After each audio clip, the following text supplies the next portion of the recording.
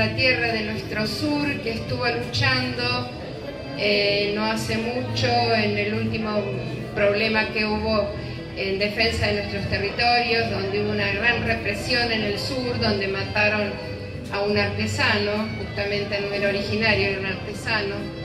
No sé si a ustedes les habrá llegado acá en la noticia, y ella estuvo presa, fue torturada.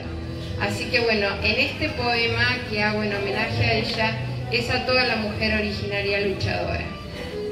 Mujer de coraje, aunque el mundo pisa tu cabeza una y otra vez, pero cuando en el río tus niños nacían, estabas de pie. Después la masacre vino a arrancarte de tu tierra herida.